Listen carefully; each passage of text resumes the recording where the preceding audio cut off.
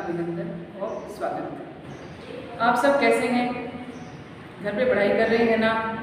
आपको पता है कि हम रोज़ किसी न किसी विषय का वीडियो है या ऑनलाइन क्लासेस हैं वो आपको व्हाट्सएप पर भेज रहे हैं, तो आप उनको देखिए, समझिए और उनमें जो भी गृह कार्य आपको दिया जाता है वो अपनी कॉपियों में करिए।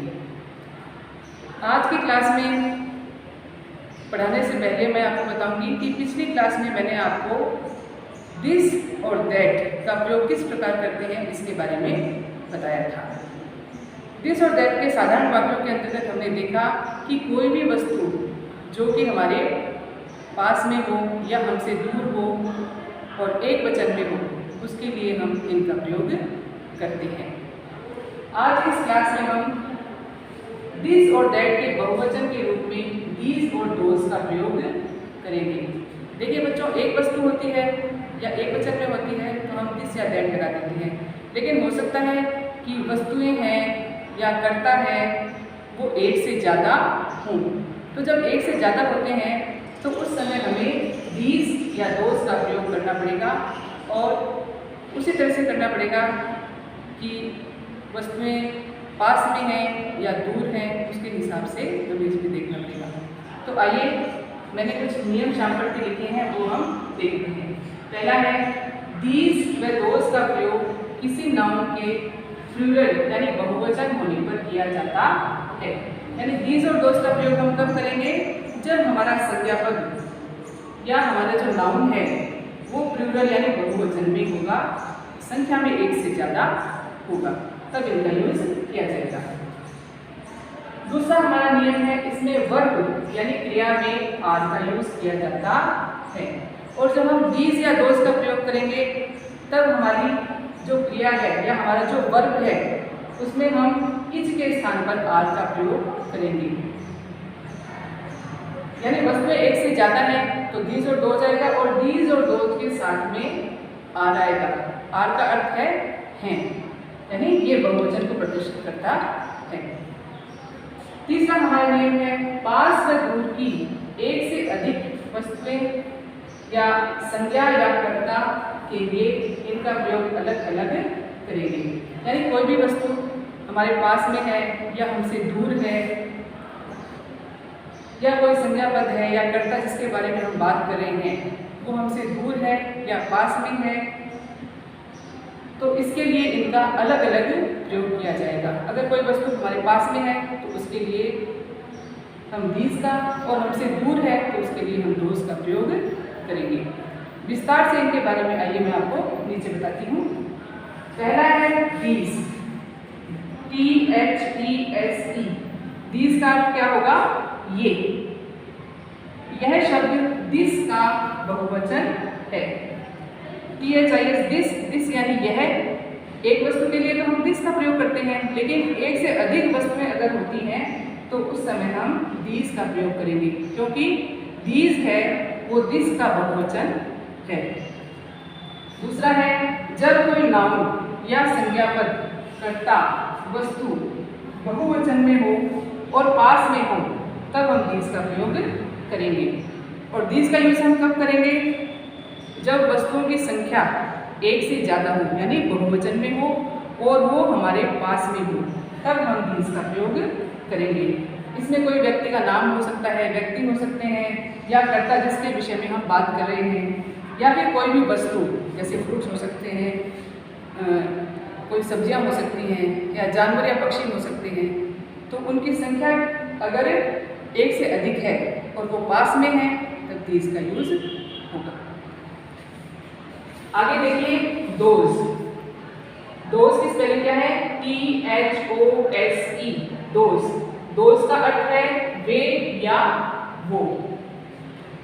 दोज का अर्थ क्या है? वे या वो। यह शब्द दैट का बहुवचन है।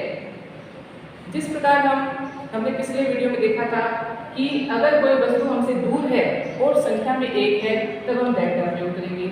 लेकिन ऐसे भी हो सकता है कि वस्तु हमसे दूर हो लेकिन वो प्लूरल में हो, बहुवचन में हो, तो उसके लिए हम किसका यूज करेंगे? दोज का यूज करेंगे।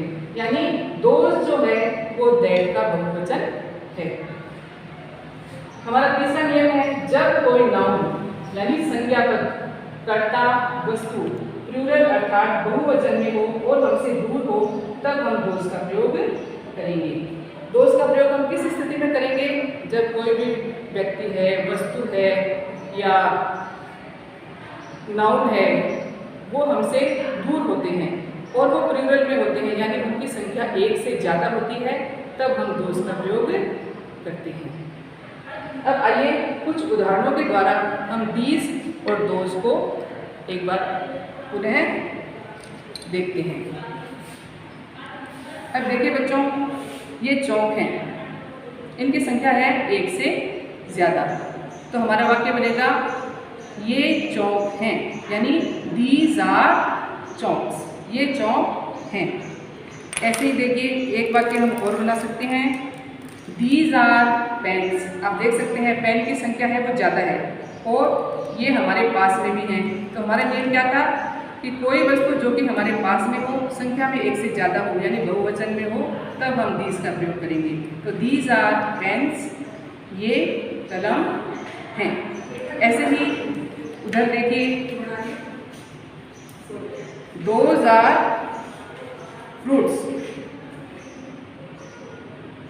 इस टोकरी में देखिए फ्रूट्स की संख्या एक से ज़्यादा है और वो हमसे दूर है, तो इसके लिए क्या सेंटेंस मिलेगा?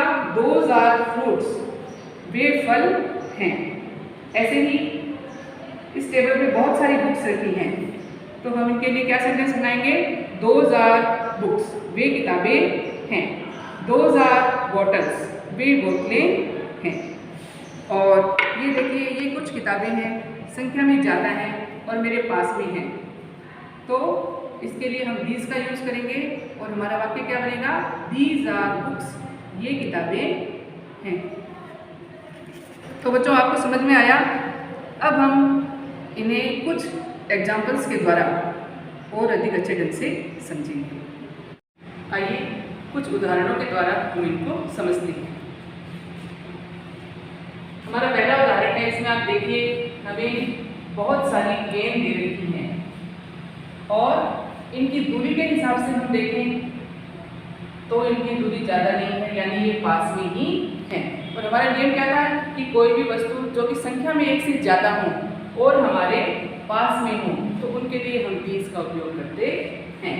तो यहाँ क्या आ जाएगा? दीज।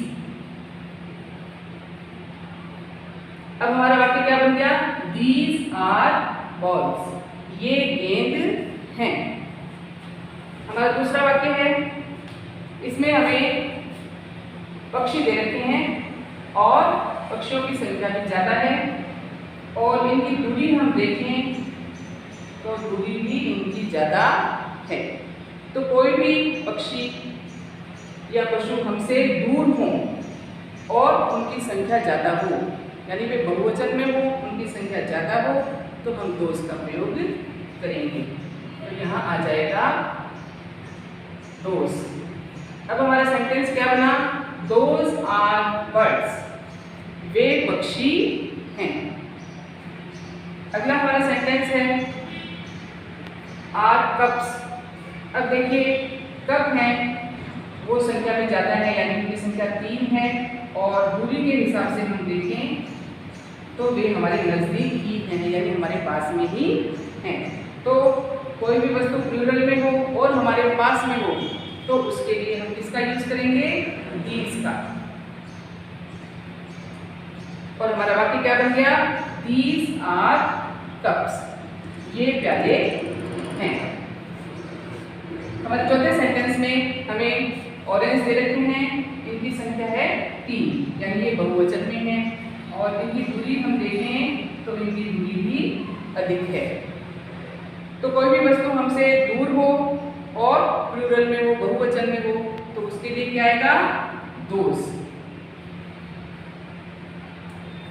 और हमारा वाक्य क्या बन गया? दोज आर ऑरेंजेस, वे संतरे हैं। आगे देखिए हमें 3 पेड़ दे रखे हैं और इनकी दूरी हम देखें तो इनकी दूरी भी नज़दीक है, यानी ये पास में ही हैं। तो इसके लिए क्या आ जाएगा? दीज। और हमारा वाक्य क्या बना? दीज आर ट्रीज, ये पेड़ हैं। तो भैया बहनों, आज के लेसन में हमने दीज और दोज का प्रयोग पढ़ा।